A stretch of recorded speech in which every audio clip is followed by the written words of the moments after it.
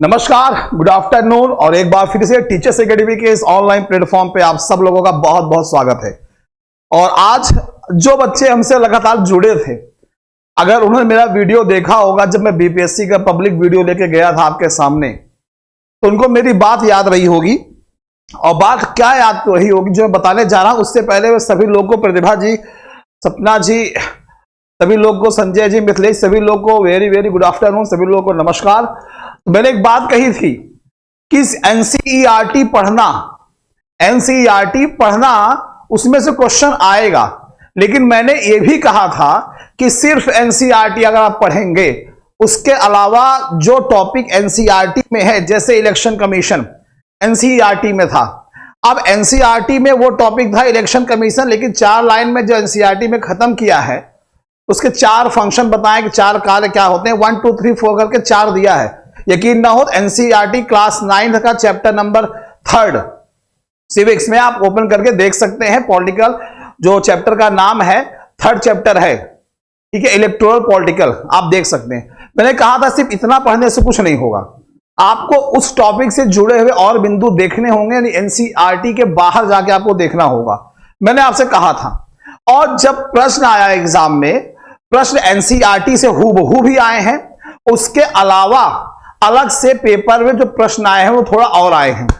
जी हां, हम उसी की बात कर रहे हैं। आज मैं आपके सामने बिहार पीसीएस में, जो बीपीएससी में टीजीटी का जो पेपर था सामाजिक विज्ञान में, जिसमें पॉलिटिकल साइंस का जो पोर्शन था जो मैं देखता था, आज उन्हीं प्रश्नों को लेकर के आया हूं। कुछ प्रश्न हैं और मैं आपको बताऊंगा उसके आंसर क्या थे, और साथ ही साथ मैं आपको बताऊंगा कितना कट ऑफ जा सकता है इसमें।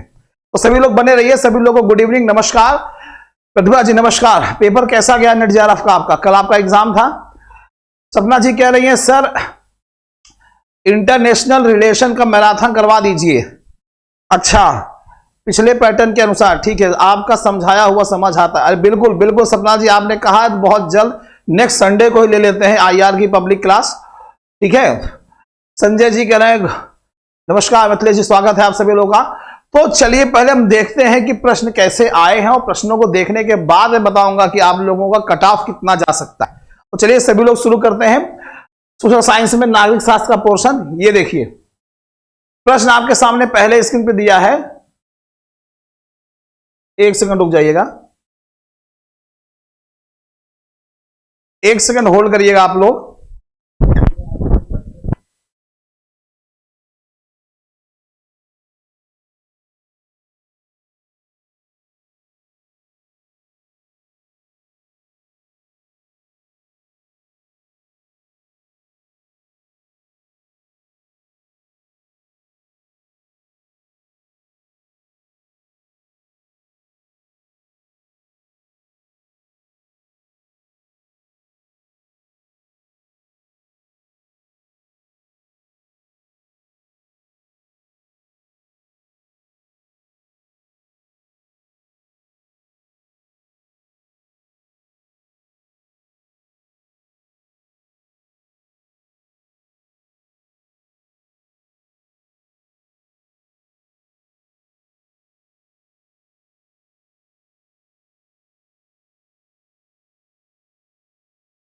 चलिए सभी लोग का स्वागत, नमस्कार। प्रीति कुमारी, थोड़ा नेटवर्क इशू था, फ्लैक्चुएट कर रहा था, उसी को देखने गए थे, ठीक है।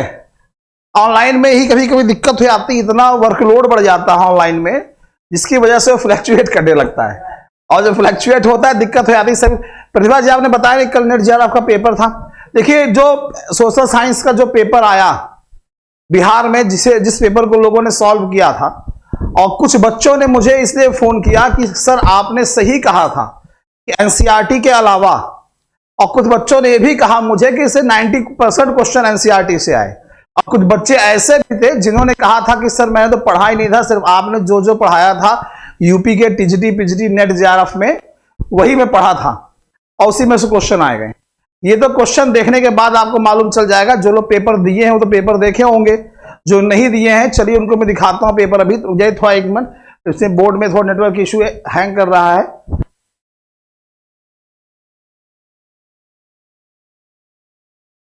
संजय अग्रवाल जी, प्रीति कुमारी जी नमस्कार। लगता है बच्चे लाइव जुड़ करके चले जाते हैं। देखिए तैयारी करते रहिए, बिहार एकदम बहुत जल्द इसका ज्वाइनिंग देगा, जनवरी तक इसको अपॉइंटमेंट करा देगा। उसके बाद इसी को देखते हुए यूपी भी कभी भी घोषणा कर सकती है, एलटी की वैकेंसी की घोषणा यूपी कभी भी कर सकती है, याद रखिएगा। तो तैयारी करते रहिए क्योंकि इलेक्शन आने वाले हैं 2024 में, और इलेक्शन आने वाले हैं तो ये मान के चलिए किसी भी समय इसकी घोषणा हो सकती है। ठीक है, फटाफट सब लोग तैयार हो जाइए इसमें, बस रुक जाइए।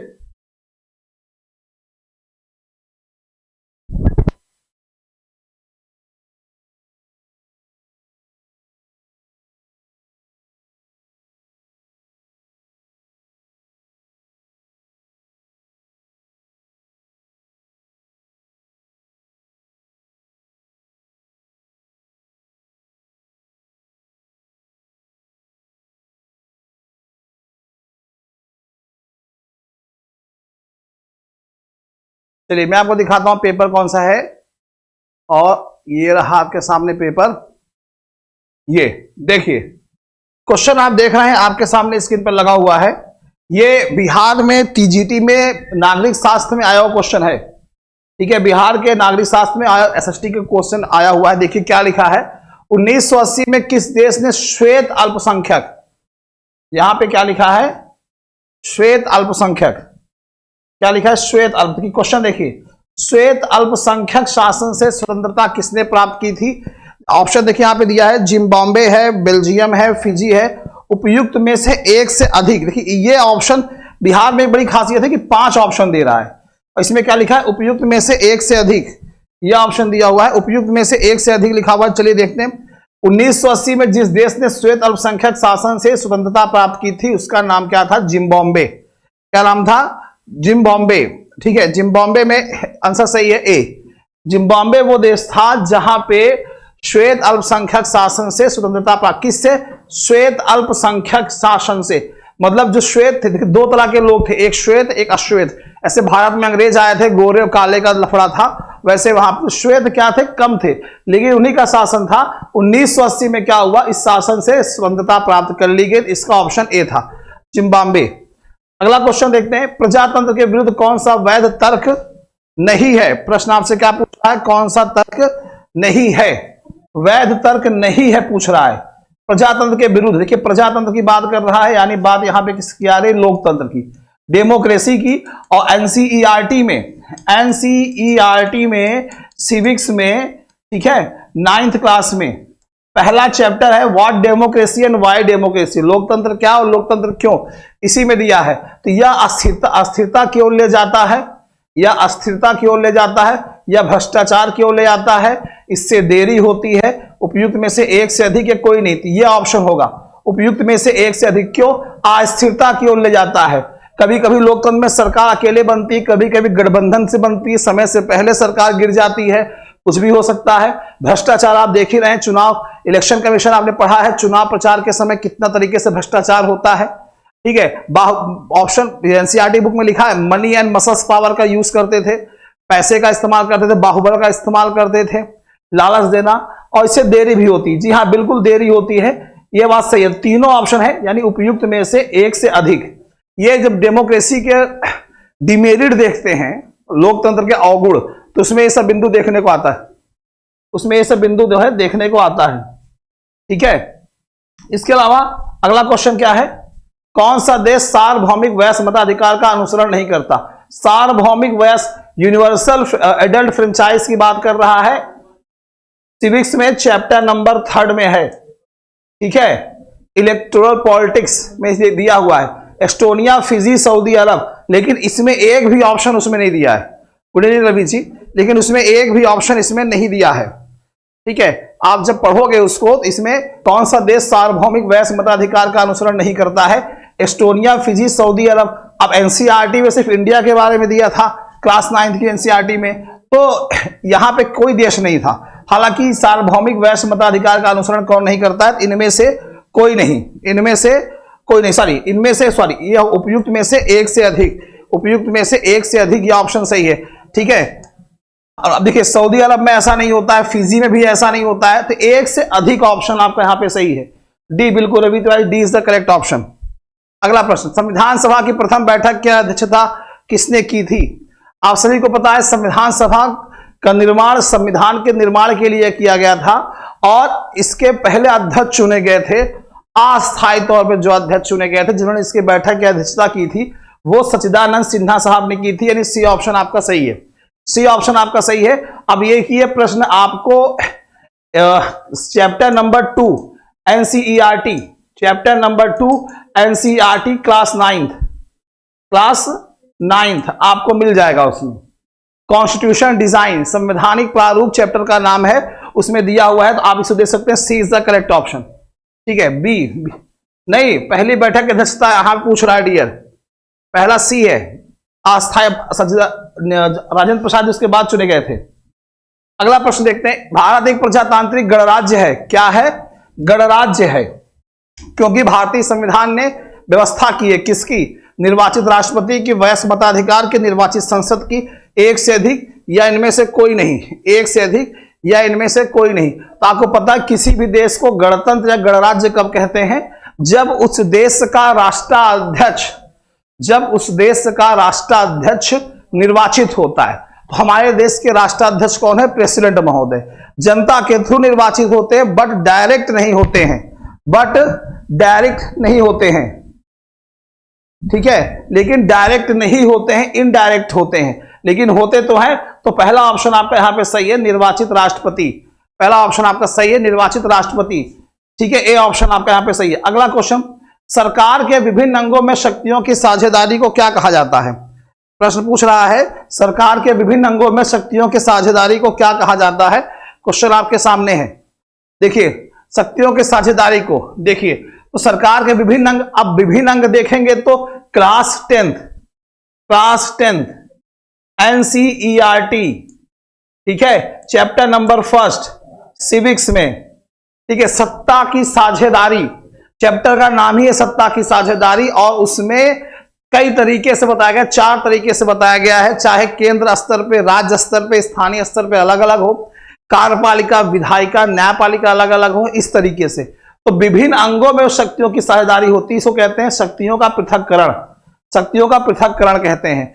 बी ऑप्शन आपका सही है। विभाजन नहीं कहेंगे, विभाजन का मतलब होता है बांट देना, कि शक्तियों को बांट दिया गया, बांटा नहीं गया, शक्तियों का अलगाव किया गया पहले से ही।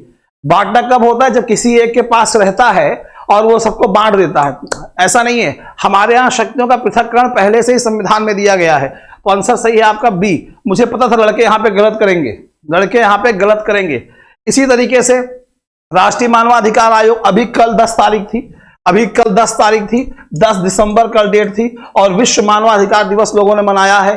तो उसके बारे में क्या एक संवैधानिक निकाय है, संवैधानिक संस्था है, 1993 में स्थापित हुई थी, बहुसदस्यीय निकाय है, या इसमें से क्या होगा? 7 का आंसर बताइए कि इस प्रश्न का आंसर यहां पे क्या होगा। 7वें प्रश्न का आंसर पूछ रहा है आपसे, 7वें प्रश्न का आंसर पूछ रहा है।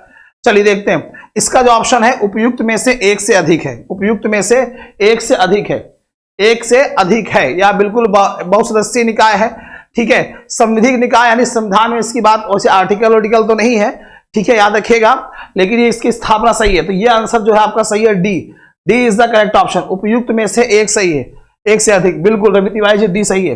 अगला प्रश्न, संवैधानिक उपचारों के अधिकार को किसने हमारे संविधान का हृदय और आत्मा कहा है? अभी कल मैंने कॉन्स्टिट्यूशन की एक तरह से 4 घंटे की क्लास ली थी, इसमें सारे इंपॉर्टेंट टॉपिक मैं डिस्कस किए थे।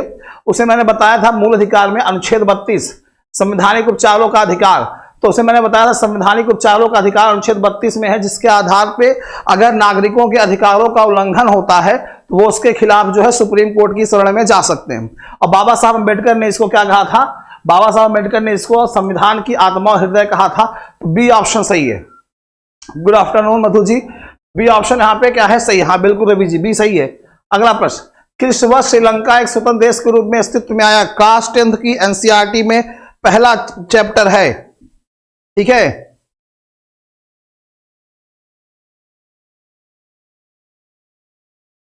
क्लास 10th के एनसीईआरटी में पहला चैप्टर है ये।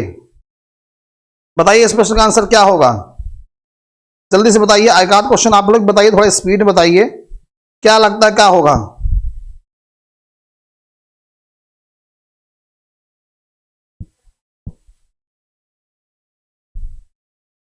बताइएगा।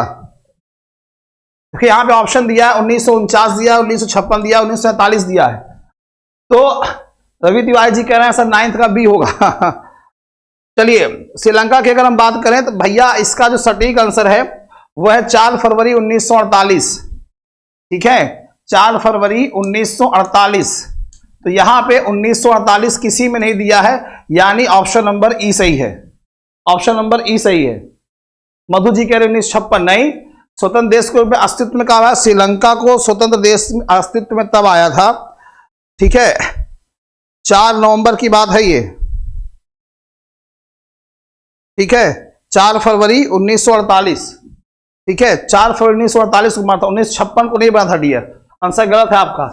ठीक है, इसमें से कोई नहीं होगा। अगला प्रश्न देखते हैं। ग्राम सभा का सदस्य बनने के लिए न्यूनतम आयु 21 साल, 18 साल, 25 साल क्या होगी? ग्राम सभा का सदस्य बनने के लिए न्यूनतम आयु क्या होगी? प्रश्न आप सभी के सामने स्क्रीन पर है, बताइए क्या होगा ग्राम सभा का सदस्य बनने के लिए? जल्दी से बताइए क्या आंसर होगा।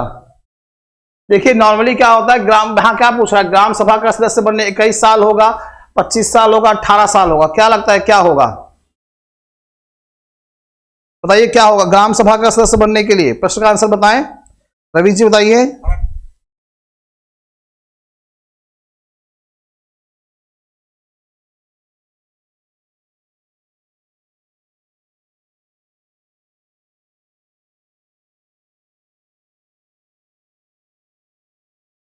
ना, गलत बात है। 18 साल, 18 साल या उससे अधिक, 18 साल या उससे अधिक है। मुझे पता था या तो 21 लगाओगे तो 25 लगाओगे, नहीं, ग्राम सभा का सदस्य बनने के लिए जो आयु होती है 18 साल होती है, याद रखिएगा, 18 साल या उससे अधिक होती है।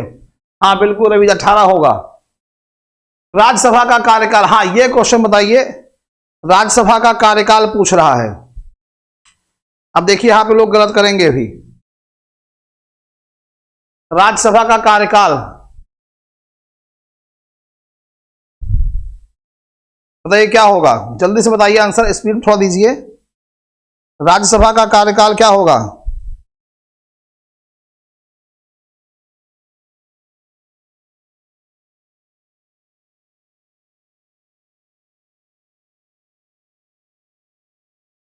नॉर्मली हम पढ़ते क्या है कि राज्यसभा का कार्यकाल जो होता है 6 साल का होता है, नॉर्मली हम ये पढ़ते हैं। लेकिन उससे पहले ये पढ़ाया जाता है कि राज्यसभा एक स्थायी सदन है। स्थायी सदन का मतलब ये होता है कभी भंग नहीं हो सकती है, इसका कोई निश्चित कार्यकाल एक तरीके से ये मानिए कि नहीं होता है, क्योंकि इसके 1/3 सदस्य हर दूसरे साल क्या होते हैं, रिटायर हो जाते हैं। हर दूसरे साल 1/3 सदस्य। तो एग्जाम में हो सकता है इस प्रश्न का आंसर ये बताया जाए कि यह एक स्थायी सदन है। नॉर्मली पढ़ते 6 साल है, ठीक है, हाँ बिल्कुल। तो यहां पर राज्यसभा का पूछा है ना, तो राज्यसभा का एक स्थायी सदन है। अगर राज्यसभा के सदस्य पूछता तो हम बता सकते थे 6 वर्ष। हाँ बिल्कुल बिल्कुल सही है, सही है, सी होगा। यह स्थायी सदन है, कहीं भंग नहीं होती है। ये इसके 1/3 मेंबर हर दूसरे साल वो छोड़ते हैं। तो आंसर आपका सही है सी। कौन सा संविधान संशोधन अधिनियम लोकसभा एवं राज्य विधानसभाओं में महिलाओं के 33% सीटें आरक्षण की व्यवस्था करता है? बताइए प्रश्न का आंसर क्या होगा, जल्दी से बताएं, इस प्रश्न का आंसर क्या होगा? कौन सा संवैधानिक संशोधन अधिनियम लोकसभा में और राज्यसभा में महिलाओं के लिए 33% सीटों का आरक्षण करता है? 106, 128 और 73वां। तो आंसर इसका सही होगा 106, 106। 106वां संवैधानिक संशोधन जो होता है वो लोकसभा और राज्यसभा में महिलाओं के लिए 33% सीटों के आरक्षण की बात करती है। और मैंने इसको जब पढ़ाया था, पब्लिक पढ़ाया था, आरक्षण का मुद्दा भी हाल ही में उठा था कुछ दिन पहले, तो मैंने क्लास में पढ़ाया था, इसके बारे में चर्चा की थी कि मैंने कहा था कि अगर आपका सब्जेक्ट पॉलिटिकल साइंस है, कोई भी सब्जेक्ट है, और आपसे आपके सब्जेक्ट से जुड़ा हुआ कोई टॉपिक अगर करंट से है तो आप उसको अच्छे से याद कर लीजिएगा, ठीक है, उसको अच्छे से याद आप कर लीजिएगा, वहां से क्वेश्चन बन सकते हैं। तो बिल्कुल आंसर सही है ए।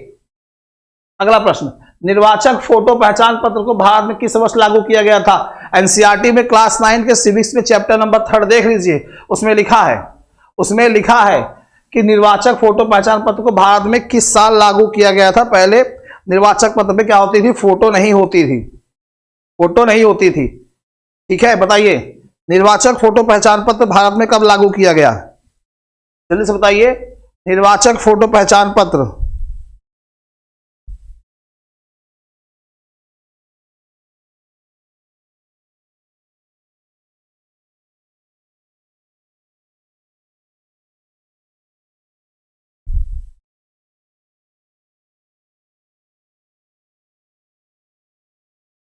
बताइए आंसर क्या होगा। आंसर बताने सी होगा और कुछ लोग बताएं 2004 में होगा। और लोग बताइए।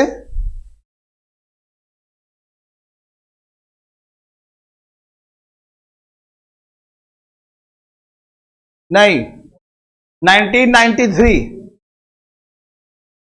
1993 भारत के निर्वाचन आयोग द्वारा ये जो फोटो पहचान पत्र है, ये जो फोटो पहचान पत्र है जब प्रारंभ किया गया था तो ये किया गया था 1993 में, 1993 में। और इसमें कहीं भी ऑप्शन 1993 नहीं है तो आपका आंसर सही है ई सही है। ना ना 2004 नहीं है, 2004 ई भैया कौन लिख रहा है सी नहीं मिथिलेश जी, 1993 में है। संघ और राज्यों के बीच विधायी शक्तियों के विभाजन में संघ अधिक शक्तिशाली है क्योंकि इसके पास अधिक संख्या में शक्तियां हैं, इसके पास महत्वपूर्ण शक्तियां हैं, इसके पास अवशेष शक्तियां हैं। एक से अधिक होगा या नहीं होगा? प्रश्न का आंसर बताएं कि इस प्रश्न का आंसर क्या लगता है आपको, क्या होगा? जल्दी से बताइए इस प्रश्न का आंसर क्या होगा। स्पीड में चलिए, सिर्फ आंसर बताना है आपको।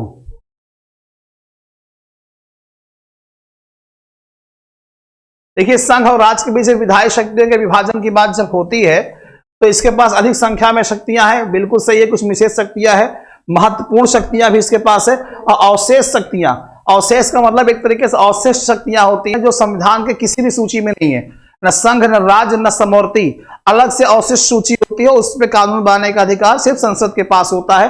तो एक से अधिक है तो ऑप्शन नंबर डी, हाँ बिल्कुल D is the correct option. Bharatiya Janata party की स्थापना क्लास 9th की एनसीईआरटी में खोलेंगे, नहीं क्लास 10th की एनसीईआरटी सिविक्स में चैप्टर नंबर 4 या 5 है, चैप्टर का नाम है पॉलिटिकल पार्टीज, राजनीतिक दल। उसी राजनीतिक दल में बताया गया है जितने भी राष्ट्रीय दल हैं सभी की स्थापना दिवस के बारे में बताया गया है कि कौन सा कब स्थापित हुआ था, कब। तो भारतीय जनता पार्टी एक राष्ट्रीय पार्टी है, एक राष्ट्रीय पार्टी है, इसकी स्थापना हुई थी 1980 में, 1980। बिल्कुल रवि तिवारी जी बिल्कुल सही आंसर है। अगला प्रश्न, भारत में मतदान व्यवहार को प्रभावित करने वाला सर्वाधिक महत्वपूर्ण कारक क्या है? मतदान व्यवहार को प्रभावित करने वाला सर्वाधिक महत्वपूर्ण कारक पूछ रहा है ये। इस प्रश्न का आंसर क्या होगा? भाषा, धर्म, जाति, इनमें से एक से अधिक। मतदान व्यवहार को प्रभावित कर सर्वाधिक महत्वपूर्ण वो है जाति, सर्वाधिक महत्वपूर्ण क्या है? Caste factor. कास्ट फैक्टर सबसे इंपॉर्टेंट है। धर्म में भी जाति ढूंढते हैं, धर्म में भी जाति ढूंढते हैं। तो आंसर सही है आपका सी इज द करेक्ट ऑप्शन। भारतीय संसद में कौन आता है? सिंपल सा प्रश्न है। जवाब से यह पूछा जाए कि भारतीय संसद के कितने सदन होते हैं तब आप बताओगे 2, लोकसभा राज्यसभा। लेकिन अगर आपसे यह पूछा जाए कि भारतीय संसद में शामिल होते हैं भारतीय संसद कितने अंगों से मिलकर बनी होती, तब आप बताते हैं 3, राष्ट्रपति, लोकसभा और राज्यसभा, ये होता है। ठीक है, लोकसभा को निम्न सदन कहते हैं, राज्यसभा को उच्च सदन कहते हैं। तो आंसर सही है इसका सी। सिंपल प्रश्न आए हैं। प्रधानमंत्री का कार्यकाल पूछ रहा है, राष्ट्रपति की इच्छा के प्रसाद पर्यंत होता है जब तक उसे लोकसभा के सदस्यों का बहुमत का समर्थन प्राप्त होता है, अनिश्चित है या एक से अधिक है? बताइए इस प्रश्न का आंसर क्या होगा, जल्दी से बताएं। इस प्रश्न का आंसर क्या होगा? इस प्रश्न का आंसर क्या होगा बताइए। इस प्रश्न का आंसर क्या होगा? बहुत सरल प्रश्न है लेकिन मुझे लगता है लोग गलत करेंगे। भारत के प्रधानमंत्री का कार्यकाल जब हम किताबों में पढ़ते हैं तो पहली बात तो ये है कि जब तक उसे लोकसभा के सदस्यों का बहुमत का समर्थन प्राप्त होता है। होता क्या है, जब लोकसभा का चुनाव होता है तो लोकसभा का चुनाव जब होता है तो लोकसभा के चुनाव में जो पार्टी बहुमत में आती है उसी पार्टी के लीडर को राष्ट्रपति प्रधानमंत्री के पद पर नियुक्त करता है। ये तो सही है। फिक्स कार्यकाल नहीं है, अनिश्चित है। अनिश्चित क्यों? क्योंकि लोकसभा एक अस्थायी सदन है, वो भंग भी हो सकती है, तो कोई फिक्स नहीं है। तो आंसर आपका सही है, उपयुक्त में से एक से अधिक। उपयुक्त में से एक से अधिक होगा, नहीं उपयुक्त में से एक से अधिक होगा। भारतीय संविधान का कौन सा अनुच्छेद यह व्यवस्था करता है निर्वाचनों का अधीक्षण, निर्देशन और नियंत्रण निर्वाचन आयोग करेगा? इलेक्शन कमीशन एनसीईआरटी में आपको देखने को मिल जाएगा। एनसीईआरटी में आपको देखने को मिल जाएगा इलेक्शन कमीशन के बारे में। बताइए क्या होगा। बहुत सिंपल से, भारत देश के संविधान में एक आर्टिकल आता है, उस आर्टिकल का नाम है अनुच्छेद 324। ये पहला ऑप्शन। तो उसका अधीक्षण करना, निर्देशन करना, नियंत्रण करना सब काम इलेक्शन कमीशन करता है। और इलेक्शन कमीशन का जो हेड होता है उसको बोलते हैं मुख्य निर्वाचन आयुक्त बोलते हैं, मुख्य निर्वाचन आयुक्त बोलते हैं। और देश का जो राष्ट्रपति होता है वही इनको मनोनीत करता है, वही इनको नियुक्त करता है। राष्ट्रपति भले ही निर्वाचन आयोग के मुख्य निर्वाचन आयुक्त को नियुक्त करता है, लेकिन निर्वाचन आयुक्त जो होता है वो उसके अंडर में काम नहीं करता है। तो आंसर सही है इसका ए इज द करेक्ट ऑप्शन 324। निम्नलिखित में से कौन से राज्य समूह में राज्य समूह प्रत्येक राज्य की लोकसभा निर्वाचित क्षेत्रों की संख्या 40 से अधिक है। बताइए, संख्या पूछ रहा है, ये संख्या पूछ रहा है कि कौन सा ऐसा क्षेत्र है जहां पे इसकी संख्या 40 से अधिक है। जल्दी से बताएं।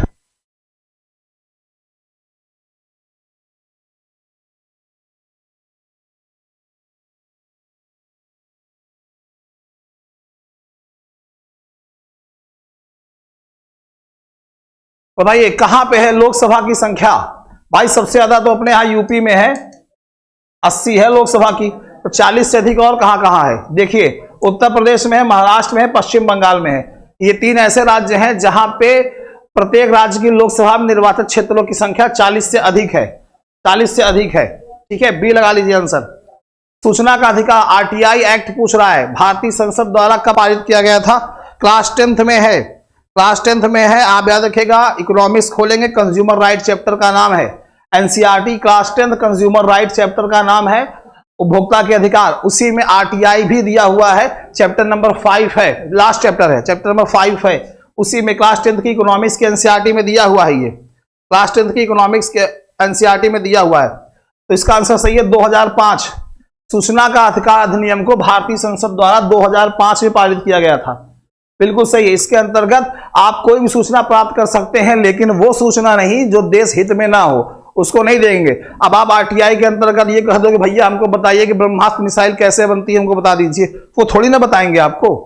तो ऐसा नहीं है। तो आंसर सही है आपका सी। अगला प्रश्न, ग्राम पंचायत निम्नलिखित में से किसके प्रति उत्तरदायी है। पंचायत समिति, जिला परिषद, खंड विकास अधिकारी, एक से अधिक, या इनमें से कोई नहीं। क्या लगता है इस प्रश्न का आंसर क्या होगा। क्या लगता है इस प्रश्न का आंसर क्या होगा। जल्दी से बताइए, जल्दी से बताइए क्या होगा। ग्राम पंचायत किसके प्रति उत्तरदायी होती है। प्रश्न का आंसर बताइए, प्रश्न का आंसर बताइए क्या होगा। जल्दी से बताइए। 21 का सी बता रहे हैं, 22 का बताइए, 22 का, 22 का बताइए।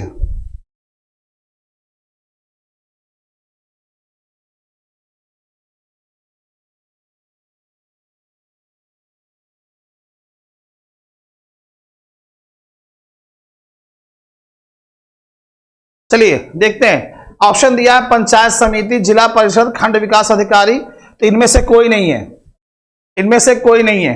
ये राज्य सरकार के प्रति उत्तरदायी होती है। याद रखिएगा, जो ग्राम पंचायत होता है ये राज्य सरकार के प्रति उत्तरदायी होती है। ग्राम पंचायत राज्य सरकार के प्रति उत्तरदायी होती है। न्यायाधीश MM पुंछी आयोग का संबंध किससे है। गुड इवनिंग प्रतिभा जी, पेपर कैसा गया कल आपका। पेपर कैसा गया प्रतिभा जी बताएं। पुंछी आयोग का संबंध किससे है बताइए।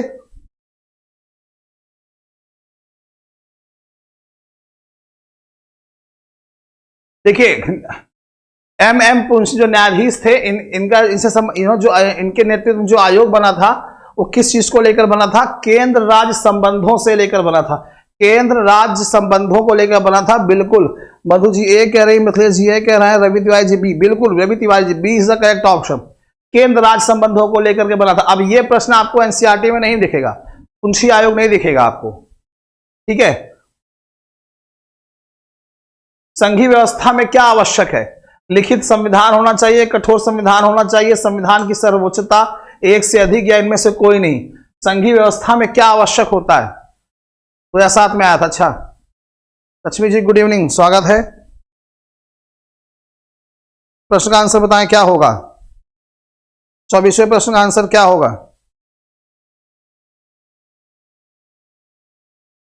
चलिए, संघीय व्यवस्था में क्या आवश्यक है। देखिए, संघीय व्यवस्था में लिखित संविधान, कठोर संविधान, संविधान की सर्वोच्चता।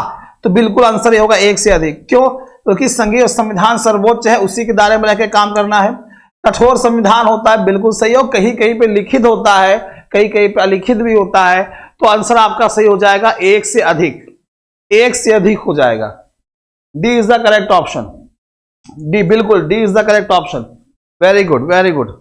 अगला प्रश्न, भारत में मंत्रिपरिषद में शामिल होते हैं। मैंने आप लोगों को अभी कल ही संविधान की मैराथन क्लास दी थी और क्लास 9th की एनसीईआरटी में भी आपको मिल जाएगा वर्किंग ऑफ इंस्टीट्यूशन, संस्थाओं के कामकाज, सिविक्स में चैप्टर नंबर 4 है। उसमें बताया गया है कि 3 तरह के मंत्री होते हैं हमारे यहाँ, कैबिनेट मंत्री, स्टेट मंत्री और डिप्टी मिनिस्टर, राज्य उप सहायक मंत्री। और तीनों मंत्रियों के समूह को ही बोलते हैं हम लोग क्या, मंत्री परिषद। मैंने अभी कल संविधान की क्लास पढ़ाई 4 घंटे की, उसमें बताया था कि हमारे 3 तरह के मंत्री होते हैं और तीनों प्रकार के मंत्रियों के समूह को कहा जाता है मंत्री परिषद, यानी काउंसिल ऑफ मिनिस्टर, और इसका हेड होता है प्राइम मिनिस्टर। तो ऑप्शन के आधार पर हो जाएगा डी, उपयुक्त में से एक से अधिक।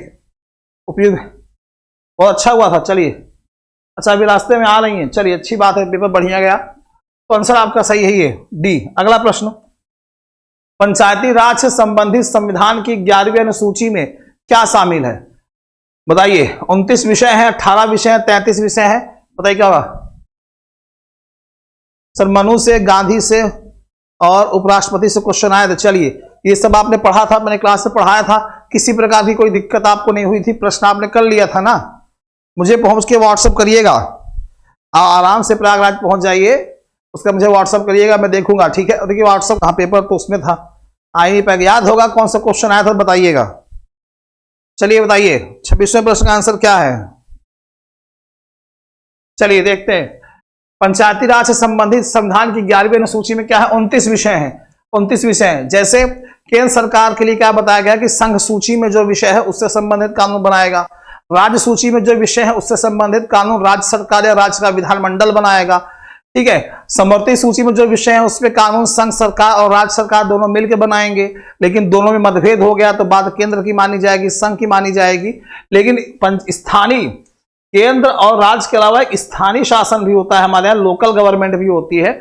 इसमें ग्राम पंचायत, नगर पालिका, नगर निगम ये सब आते हैं और इनके लिए संविधान की 11वीं सूची में 29 विषय बताए गए हैं। ऐसे ग्राम पंचायत है तो गांव में पौधारोपण करना, पानी की सुविधा, प्राथमिक स्वास्थ्य सुविधा उपलब्ध कराना, शिक्षा की व्यवस्था करना, मिनी स्टेडियम खोलना, छोटी मोटी लाइब्रेरी खोलना, ये सारे जो काम हैं वो ग्राम पंचायत के अंतर्गत ही आते हैं, ठीक है। 29 विषय हैं।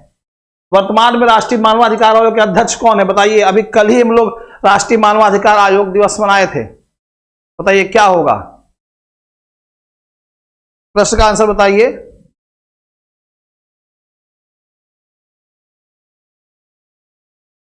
बताइए क्या होगा। वर्तमान में राष्ट्रीय मानवाधिकार आयोग के अध्यक्ष कौन है। रंगनाथ मिश्रा जी हैं, जेएस वर्मा जी हैं, अरुण कुमार मिश्रा हैं, एक से अधिक इनमें से कोई नहीं। 27वें प्रश्न का आंसर क्या होगा, जल्दी से बताएं आंसर क्या होगा, आप लोग बताइए क्या होगा।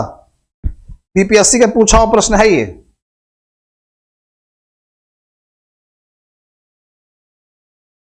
चलिए, इसका आंसर है न्यायमूर्ति अरुण कुमार मिश्रा, ठीक है। न्यायमूर्ति अरुण कुमार मिश्रा। ए नहीं है, ए नहीं है। सभी लोग ए बता रहे हैं, चेंज हो गए होंगे।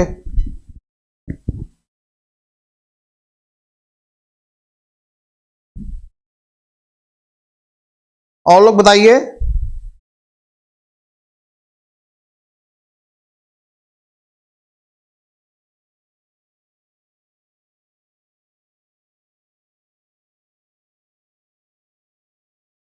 बिल्कुल सी है, अरुण कुमार मिश्रा है, सी इज द करेक्ट ऑप्शन। जब विधायिका का सामान्य कार्यकाल समाप्त होने से पहले चुनाव होता है, इसे क्या कहते हैं। अब विधायिका किसे कहते हैं, जो विधि बनाने का काम करती है। अब हमारे यहाँ विधायिका से राज्य में है, राज्य विधानमंडल है, उसमें विधानसभा है, विधान परिषद है, और संसद में लोकसभा है, राज्यसभा है। इसे विधि बनाती हैं। अब इससे भी विधानसभा और लोकसभा की स्पेशली बात हो रही है कि विधायिका का सामान्य कार्यकाल समाप्त होने से पहले चुनाव जब होता है, जब विधायिका का सामान्य कार्यकाल समाप्त होने से पहले, ठीक ठीक प्रतिभा जी, अच्छा ठीक है, अच्छा राज्यपाल से आया था, अरे वाह। तो जब विधायिका का सामान्य कार्यकाल समाप्त हो जाता है तो उसके पहले चुनाव होता है, तो उससे क्या कहते हैं, सिंपल सा प्रश्न है, एनसीईआरटी में आपको मिलेगा, ये एनसीईआरटी में आपको मिलेगा, मध्यावधि चुनाव होता है। जैसे विधानसभा का कार्यकाल 5 वर्ष है, लेकिन 5 वर्ष के पहले ही विधानसभा भंग हो गई, 2.5 साल में 3 साल में भंग हो गई, 2 साल में भंग हो गई, तो दोबारा पूरे विधानसभा का चुनाव फिर से होगा किसी राज्य में, उसे मध्यावधि चुनाव कहते हैं। उपचुनाव का मतलब क्या होता है, जैसे मान लीजिए कोई सदस्य है, एक राज्य की विधानसभा का है या केंद्र में संसद की लोकसभा का है, कार्यकाल 5 साल का है, लेकिन 2-2.5 साल 3 साल बाद उसकी डेथ हो जाती है या वो इस्तीफा दे देता है, तो वहां पे क्या होता है, उपचुनाव होता है सिर्फ बचे हुए समय के लिए, तो उसे उपचुनाव बोलते हैं। और आम चुनाव क्या होता है, जो हर साल लगातार 5 वर्ष पे होता है, वो आम चुनाव होता है। क्लास 9th के एनसीईआरटी में दिया है। आंसर सही है आपका ए इज द करेक्ट ऑप्शन। एक प्रजातांत्रिक सरकार बेहतर सरकार है क्योंकि, बताइए, यह अधिक उत्तरदायी है, निर्णय निर्माण की गुणवत्ता में सुधार कर सकती है, नागरिकों की गरिमा को बढ़ा सकती है। एनसीईआरटी में इलेक्टोरल पॉलिटिक्स में डिक्टो यही लाइन लिखी है, डिक्टो यही लाइन लिखी है। क्लास 9th की एनसीईआरटी में सिविक्स में डिक्टो यही लाइन लिखी है, प्रजातांत्रिक सरकार बेहतर सरकार है क्योंकि इनमें से सभी, एक से अधिक है, सब होता है। अधिक उत्तरदायी होती है, बिल्कुल उत्तरदायी होती है, बिल्कुल सच बात है, उत्तरदायी होती है, बिल्कुल उत्तरदायी होती है। ये क्यों, जनता ने चुना सरकार को, जनता के प्रति उत्तरदायी होगी। निर्णय निर्माण की गुणवत्ता में सुधार होता है, डिसीजन मेकिंग में सुधार होता है, क्योंकि वो जानती है अगर हम कोई गलत निर्णय देंगे तो अगली बार हमारी सरकार नहीं आएगी। नागरिकों की गरिमा, बिल्कुल नागरिकों की गरिमा को बढ़ाती है भाई, बिल्कुल बढ़ाती है। क्यों बढ़ाएगी, क्योंकि नागरिक उनको चुनते हैं ना, तो नागरिकों को एक प्राउड मूवमेंट देती है कि हमने सरकार को चुना है, बिल्कुल मेरा भी योगदान इसमें है। आंसर आपका सही है, एक से अधिक, D is the correct option. Mandal आयोग के बारे में पूछा है, कौन सा कथन असत्य है, बताइए। मंडल आयोग के बारे में पूछा है, कौन सा कथन इसमें से असत्य है, बताइए क्या आंसर होगा। मंडल आयोग के बारे में पूछा, इसमें से कौन सा कथन असत्य है, बताइए प्रश्न का आंसर क्या होगा। इसकी अध्यक्षता बीपी मंडल द्वारा की गई थी, ठीक है, चलिए ठीक। अपनी रिपोर्ट 1980 में पेश की थी, इसकी सिफारिश 1980 में लागू हुई थी। एक से अधिक, एक से अधिक है, एक नहीं एक से अधिक है, बिल्कुल D is the correct option. 30 का भी डी है, D is the correct option. Bharat में मतदान की आयु 21 साल से कम करके 18 साल की गई इस संवैधानिक संशोधन के माध्यम से। मैंने इसको कई बार प्रैक्टिस में भी कराया है, कई बार मैंने इसको प्रैक्टिस में भी कराया है। किस संवैधानिक संशोधन के माध्यम से हुआ था कि वोट देने की जो थी वो 21 साल से घटा करके 18 साल कर दी गई है, बताइए क्या होगा। भारत देश के संविधान में एक संशोधन हुआ था, 61वां संवैधानिक संशोधन, और उसी के आधार पे वोट देने की आयु जो पहले 21 वर्ष हुआ करती थी उसको घटा करके 18 साल कर दिया गया। तो 61वां संवैधानिक संशोधन, A is the correct option, A is the correct option. Class में कई बार ये प्रैक्टिस कराया था मैंने, कई बार पब्लिक क्लास में बोला था कि अगर आप बैच ज्वाइन करते हैं तब भी, नहीं तो समय कम है, जो बंदा से प्रैक्टिस कर लेगा जो मैं करा रहा हूं, या जो मैं सिलेबस पे डिस्कस किया था और कहा था ये टॉपिक बहुत इंपॉर्टेंट है, उतना पढ़ लिया होगा, पेपर उसके लिए बहुत लाजवाब रहा होगा। अगला प्रश्न, भारत का निर्वाचन आयोग बताइए क्या है। Election commission, class 9th NCERT chapter number 3 civics. एक स्वायत्त निकाय है, एक संवैधानिक निकाय है, 25 जनवरी 1950 को स्थापित किया गया। इनमें से एक से अधिक है, कोई नहीं, बिल्कुल लक्ष्मी जी। 61वां संवैधानिक संशोधन, बिल्कुल। बताइए प्रश्न का आंसर क्या होगा, बताइए इस प्रश्न का आंसर क्या होगा। देखिए बिल्कुल पहली बात तो ये एक स्वतंत्र संस्था है, निकाय का मतलब होता है संस्था, स्वायत्त मतलब स्वतंत्र, ये एक स्वायत्त संस्था है। ये ऑप्शन भी आपका एकदम सही है, ठीक है, याद रखिएगा, ये ऑप्शन से किसी आर्टिकल, संवैधानिक निकाय है, ठीक है, और 25 जनवरी 1950 को स्थापित। एक से अधिक, एक से अधिक, डी, सिंपल सा प्रश्न है। देखिए मधु जी, रुचि जी, लक्ष्मी जी, रवि जी, सभी लोग बता रहे हैं डी है, जी हाँ, D is the correct option, very good. कितना सिंपल पेपर आया था। मौलिक रूप से भारतीय संविधान द्वारा कितने मौलिक अधिकारों को मान्यता दी गई? अब बताइए। भारत देश के संविधान में कल की संविधान को जो मैराथन क्लास में 4 घंटे केवल एक ही संविधान कंप्लीट पढ़ाया था। कंप्लीट मेरा सेंस ये है कि जो इंपॉर्टेंट टॉपिक थे, क्योंकि आज नेट जेआरएफ का पेपर था, तो संविधान के भाग 3 में मूल अधिकारों का उल्लेख किया गया है। मूल अधिकारों का उल्लेख किया गया है। अनुच्छेद 12 से लेकर के 35 तक किया गया है। मूल अधिकार हमने लिया कहां से है? अमेरिका से लिया है। और इसमें प्रेजेंट टाइम में कितने हैं? 6 अधिकार हैं, मान्यता दी गई। भारतीय संविधान द्वारा कितने मौलिक अधिकारों की? ये 6, वर्तमान में 6 हैं। स्टार्टिंग में 7 थे। स्टार्टिंग में 7 थे। संपत्ति के अधिकार को क्या कर दिया गया है? मौलिक अधिकार से हटा दिया गया है। पहले संपत्ति का अधिकार भी था, पहले संपत्ति का अधिकार भी था इसमें। लेकिन इस प्रश्न का जो आंसर है, इस प्रश्न का जो आंसर पूछ रहा है, ध्यान दीजिएगा, वर्तमान में 6 है, लेकिन क्या पूछ रहा है? मौलिक रूप से। देखिए सेंटेंस आया है, सेंटेंस आया है लोग गच्चा खाए हैं, सेंटेंस आया है लोग गच्चा खाए हैं। पूछा क्या है? मौलिक रूप से भारतीय संविधान द्वारा कितने मौलिक अधिकारों को मान्यता दी गई थी? मौलिक रूप से स्टार्टिंग के समय से तब 7 थे। ये नहीं पूछा है कि वर्तमान में कितने हैं, ये नहीं पूछा है कि वर्तमान में कितने। 90% लड़के 6 मार के आए होंगे, 6 मार के आए होंगे, 90% लड़के 6 मार के आए होंगे। और पूछा है मौलिक रूप से, यानी स्टार्टिंग के समय से मौलिक रूप से कितने थे? तब 7 थे। तो प्रश्न के अकॉर्डिंग बी ऑप्शन हो जाएगा। संपत्ति का अधिकार भी था इसमें, जो कि किसमें था? अनुच्छेद 31 में था, जिसको हटा करके क्या कर दिया गया? अनुच्छेद 300 के ए में या 300 के का में ऐड कर दिया गया था। ये था, ठीक है। तो बी, हाँ, B is the correct option, बिल्कुल सही। अगला प्रश्न, राजनीतिक दल का क्या कार्य है? बताइए, प्रश्न सिंपल सा है, बताइए राजनीतिक दल का क्या कार्य है? जनमत जुटाना, बिल्कुल सही है। नीति विकल्प का प्रदान करना, बिल्कुल सही है। राजनीतिक शक्ति पर कब्जा करना, यह भी सही है। एक से अधिक जो राजनीतिक दल होते हैं वो जनता को जनमत जुटाना चाहते हैं अपने पक्ष में, कि ज्यादा से ज्यादा लोग मेरे फेवर में आए। नीति विकल्प प्रदान करना, ये भी है, बिल्कुल सही है। पॉलिसी बनाने का काम करते हैं, कैसे क्या होगा डिस्कशन करते हैं।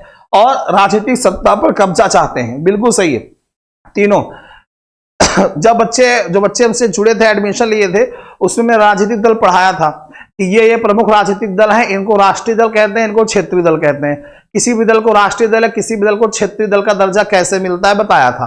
और क्लास 10th में पॉलिटिकल पार्टीज, राजनीतिक दल चैप्टर ही है। आंसर सही है D, D is the correct option. अगला प्रश्न, भारत का राजधर्म क्या है? हिंदू, बौद्ध, जैन।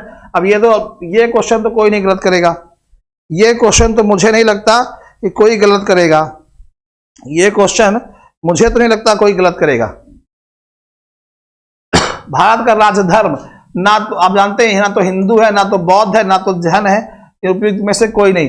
अब मैंने संविधान जब पढ़ाया था तो वहां पे एक शब्द इस्तेमाल है, धर्मनिरपेक्ष। धर्मनिरपेक्ष या क्लास 9th की एनसीईआरटी के सिविक्स में देख सकते हैं, चैप्टर नंबर 2 कॉन्स्टिट्यूशनल डिजाइन, उसमें दिया है। प्रस्तावना के जो कीवर्ड हैं, बुक में ऐसे बना है, बीच में प्रस्तावना लिखी है और ऐसे किनारे किनारे कीवर्ड जो हैं उनके बारे में लिखे हैं। ऐसे इस तरह से बुक में पेज पे बना हुआ है, इस तरह से।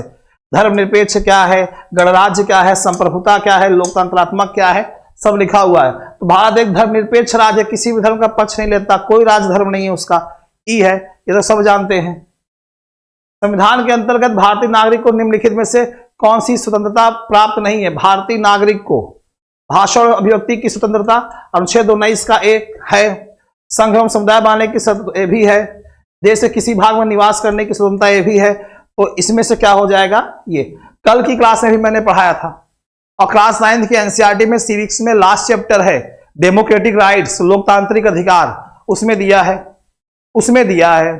और कल मैंने पढ़ाया था 9 बजे से 1 बजे तक संविधान की क्लास में, तब मैंने बताया था अनुच्छेद 19 में, अनुच्छेद 19 के ए के अंतर्गत 6 प्रकार के अधिकार दिए गए हैं, जिसमें आपको ये तीनों मिल जाएंगे, ये तीनों मिल जाएंगे, ठीक है। तो कौन से अधिकार प्राप्त नहीं है? तो इनमें से कोई नहीं है, सारे अधिकार ये प्राप्त हैं, सारे अधिकार प्राप्त है। अनुच्छेद 19 मौलिक अधिकार में दिया है, स्वतंत्रता के अधिकार में। सिंपल सा प्रश्न है। कांग्रेस पार्टी द्वारा गरीबी हटाओ का नारा क्लास 9th की एनसीईआरटी में चैप्टर नंबर 3 मिलेगा आपको, बताइए बताइए क्या होगा। गरीबी हटाओ का नारा निम्नलिखित में से किस लोकसभा चुनाव में दिया गया था? 77 में, 67 में, 1971 में। एनसीईआरटी आप पढ़ेंगे तो आपको मिल जाएगा इलेक्टोरल पॉलिटिक्स में, आपको ये मिल जाएगा, या फिर उसमें है वर्किंग ऑफ इंस्टीट्यूशन, उसमें आपको मिल जाएगा। सबसे लास्ट टॉपिक है सिविक्स में है, ठीक है। ये दिया गया था 1971 में, गरीबी हटाओ का नारा। सी है, बिल्कुल बिल्कुल सी इज द करेक्ट ऑप्शन। सर्वोच्च न्यायालय के मुख्य न्यायाधीश की नियुक्ति अभी हमने कल भी बात की थी, और सिविक्स में chapter number 4 working of institution, इसमें का क्वेश्चन है एनसीईआरटी में के। तो सर्वोच्च न्यायालय के मुख्य न्यायाधीश की नियुक्ति कौन करता है? भारत का राष्ट्रपति करता है, भारत का। देखिए यहां पे प्रश्न को पहले जान लीजिए क्या कह रहा है। इनकी नियुक्ति कौन करता है? भारत का राष्ट्रपति करता है। कौन करता है? भारत का राष्ट्रपति करता है, ठीक है। भारत का राष्ट्रपति, प्रेसिडेंट ऑफ इंडिया, ये राष्ट्रपति की जो है क्या है? कार्यपालिका शक्ति है। ये राष्ट्रपति की क्या है? कार्यपालिका शक्ति है। और मैंने कभी कल की क्लास में बताया था, राष्ट्रपति की कार्यपालिका शक्ति में आता है कि वो है राज्यपाल को नियुक्त करता है, इलेक्शन कमीशन का जो हेड होता है चीफ इलेक्शन कमिश्नर, उसको अपॉइंट करता है, सर्वोच्च न्यायालय के मुख्य न्यायाधीश, हाई कोर्ट के मुख्य न्यायाधीश, इन सभी को नियुक्त करने का काम करता है, ठीक है। इस SC ST OBC जो आयोग होता है अलग अलग, इनके हेड को अपॉइंट करता है, ठीक है। तो ये आंसर सही है, सी इज द करेक्ट ऑप्शन। आधुनिक समय में किस देश ने सर्वप्रथम महिलाओं को मतदान का अधिकार प्रदान किया? बताइए। England, New Zealand, United state of America, किसने किया था बताइए।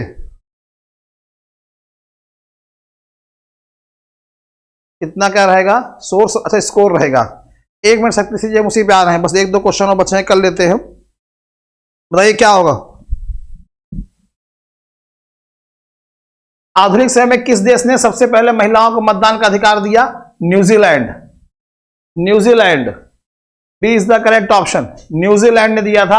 आधुनिक समय में इस देश ने सबसे पहले महिलाओं को मतदान का अधिकार दिया था, New Zealand. B is the correct option. ना इंग्लैंड नहीं, न्यूजीलैंड, ठीक है। B is the correct option.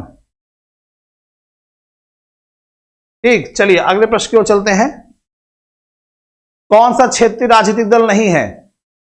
यहां पे ऑप्शन देखिए 4 दिए हैं, 5 ऑप्शन दिए हैं। कौन सा क्षेत्रीय दल नहीं है पूछ रहा है।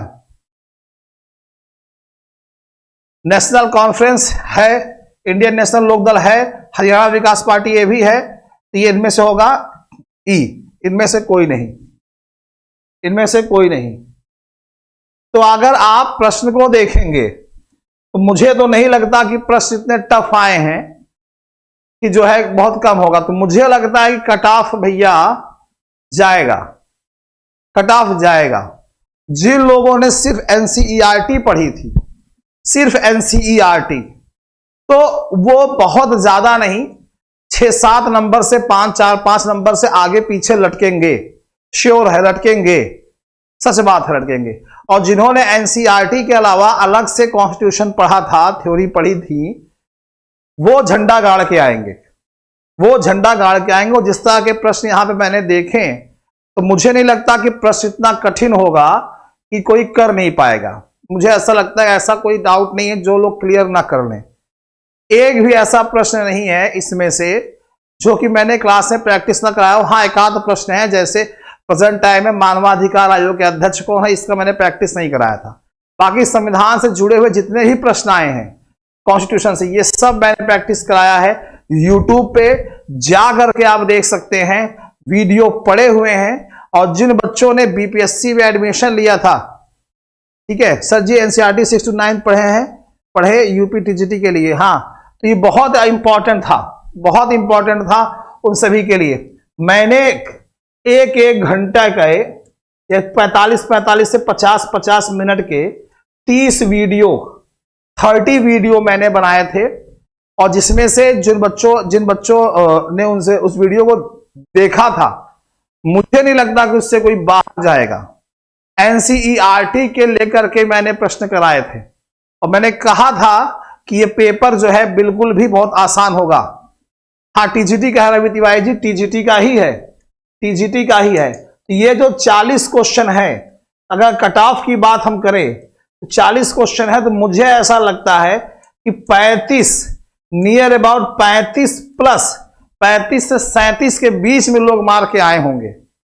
35 से 37 के बीच में लोग मार के आए होंगे। अब दो सब्जेक्ट हैं, हिस्ट्री पॉलिटी, और हिस्ट्री पॉलिटी 40 क्वेश्चन इसके, 40 क्वेश्चन उसके, हो गए 80, 70 हो गए जीएस समान अध्ययन के, हो गए 150 क्वेश्चन। तो अगर हम इसी आधार पे देखें, जिस तरह प्रश्नों का पैटर्न है, अगर इसी आधार पे देखें तो मैं आपको बताऊं, इस प्रश्न के आधार पे अगर बताऊं 150 है, तो ये मान के चलिए 135 से लेकर के 142 के बीच में फ्लैक्चुएट होगा।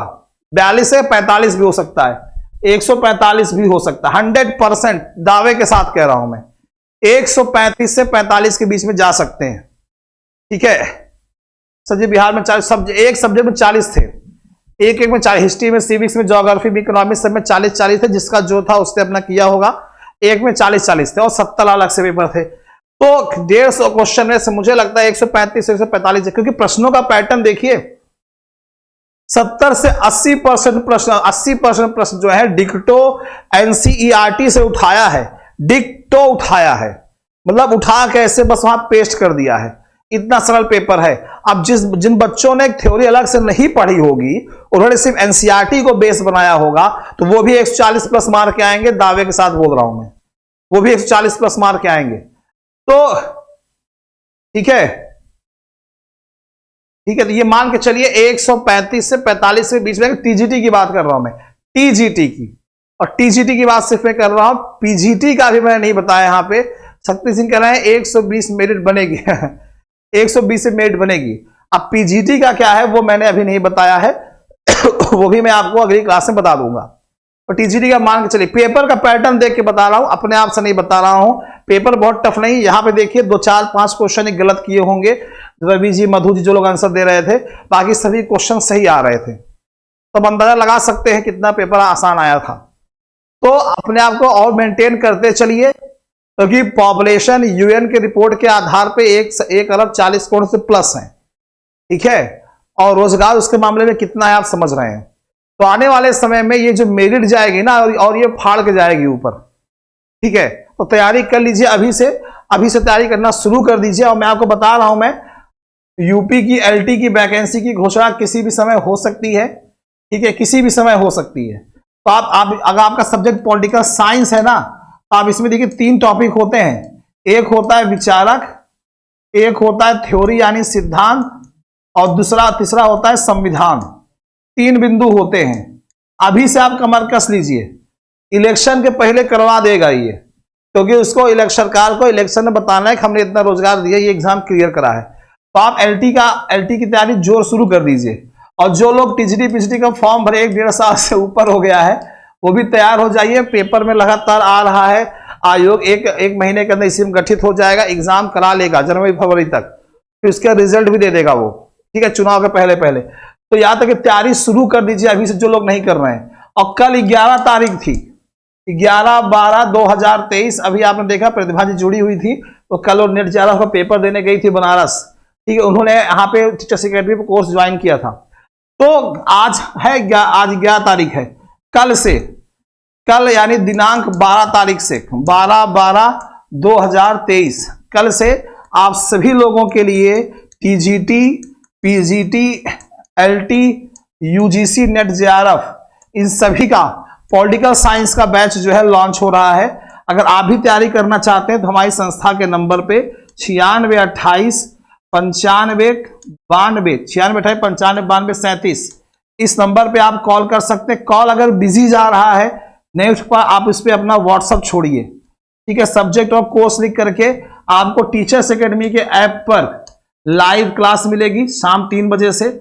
इसके अलावा पीडीएफ नोट्स टाइप के वो हैंड राइटिंग के दोनों अवेलेबल होंगे, और प्रैक्टिस सेशन तो अथाह रहेगा। जैसे कि अभी टीचर्स अकेडमी के चैनल पे प्रैक्टिस सेट एकलव्य बैच के नाम से पड़ा हुआ है, 1000 plus question with answer with explanation. तो आप देख सकते हैं, पॉलिटिकल साइंस के हर सब्जेक्ट के हैं। ठीक है।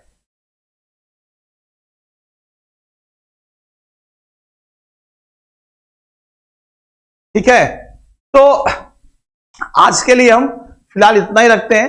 कल फिर मुलाकात आप लोगों से होगी 3 बजे नए बैच के साथ, TGT, PGT, LT, JIC, net, JRF के लिए। तब तक के लिए दीजिए इजाजत, मिलते हैं कल।